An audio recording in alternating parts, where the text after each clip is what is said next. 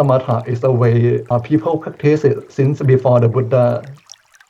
Many people, they found how to calm their mind, but what makes the Buddha become greatest religious leader is because the next part of bhavana, which we call Vipassanā. Vipassana, by the word, it means special seeing, clear seeing. Clear seeing. It's about looking into something with clarity, precision, seeing each component as distant and separate. So to put it simply, to see things as they are, it doesn't mix with your reality or your judgment, your preference. We are able to see things as they are, don't mix with our opinion anymore. In Buddhism, there are three ways to gain wisdom. Like I told you, Bhavana is both about mental cultivation and about wisdom. Yes, and there are three ways to gain wisdom in Buddhism.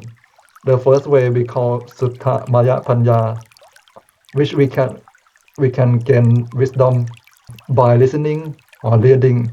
It's like when we learn something from someone, or when we read from book, when we watch TV, we learn from it something new. We just remember the word from the book. We just remember whatever happening on the TV. This is the first level of wisdom in Buddhism. The second level, Cinta Maya Panya, when we develop ourselves and critical thinking, we start to think about it from what we learn. When we hear some story, and when we think about the moral of the story, or when something happened to your life, and when some people tell you something, you may think, what does that mean? You ask questions, you try to understand about that thing better. This is the second level of Panya. The way that normal human being we gain wisdom in our life now. But in the way of the Buddha, he focused more on the final level of Bhavana Maya Panya, or insight. This is how we gain knowledge. We gain understanding through knowing it. We don't think about it. We don't just see it by our eyes or listening to something, reading from some books. We just gain understanding by ourselves. And normally we can do it through the practice of meditation to make our mind clear. Like I talk about, Vipassana means spatial seeing or clear seeing. So normally people need kind of clear mind to be able to see things clearly, and they will be able to see things as they are. So this is the process of Vipassana. So to make it clear, Vipassana normally the way of Vipassana is how to apply the four foundation of mindfulness. You don't need to care about it for now. Sometimes some people refer it as Satipatthana Sut. It's a way that we directly observe through our body, our mind, through the teaching of the Buddha, or through our feeling. Yes, to observe the characteristics in all appearance. The first one is impermanence. So we observe and we see things that everything is impermanent. When we see it, our mind will be detached. We will not get attached to anything in life because we know things will come and go at some point. We will not be too sad. We will not be too happy. And the second condition, unsatisfactoriness, or sometimes we refer it as suffering, dukkha. We learn that our experience being oppressed by arising and passing away, unable to remain the same state. So we cannot be happy about something all the time. The more we are happy, the more we will get sad when we lose it. So it will bring unsatisfactoriness to our mind. And the last one, non-self. Non-self is to having no self. It's like we don't cling to the sense of self. We don't cling to the idea of self that this is my belonging, this is my body, this is my style. We don't have those kind of idea anymore. We are just be free from those idea. There is no self in your mind anymore.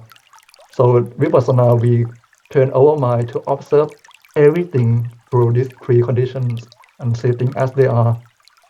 We don't see this body and cling to the beauty of your body, your face anymore, because we know at one point we will grow old, we will lose this beautiness. We don't cling to a happiness moment because we know that, and we don't get too sad when we feel when we suffer from something, because we know that is part of our life, and we don't get attached to anything too much. That we don't consider something belong to yourself until you feel so sad when you lose someone or something, because you know that there is no self. We were born with nothing, and we will live with nothing as well. So we see reality through this condition. And what should we practice in Bhavana between Samatha or Vipassana? Once the Buddha said about it, the Buddha addressed that bhikkhu. Bhikkhu means monk. Bhikkhu must develop Vipassana based on Samatha. Or bhikkhu must develop Samatha based on Vipassana. Or bhikkhu must develop Samatha and Vipassana together. The Buddha addressed it that this way. So it means he suggests that we should develop both Samatha, Vipassana. And how can we do it? Let me talk about it. Before we continue, I already told you how we can measure the state of samatha. At first, you can calm your mind, you can focus for 5 to 10 seconds. The second level, you can focus for a longer period of time. And the final level, you can just make your mind calm as long as you reach those stages of samatha.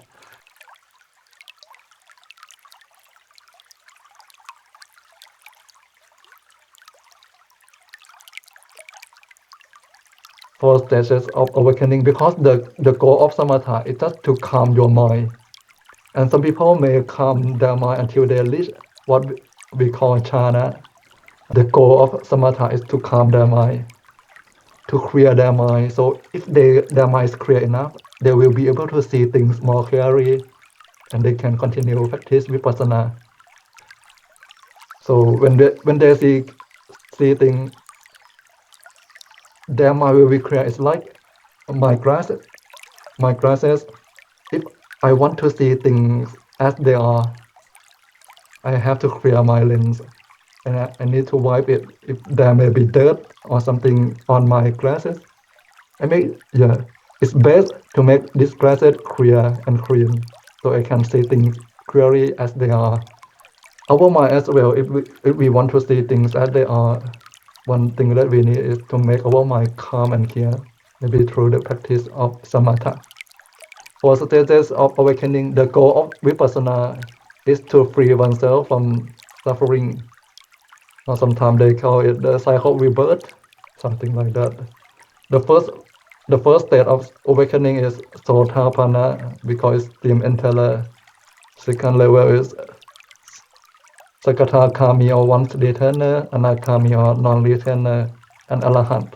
The worthy one is the same level as the Buddha. We call anybody who reach this stage, can call them that they already attain enlightenment. And there are ways to check the level if anybody already reached those stages.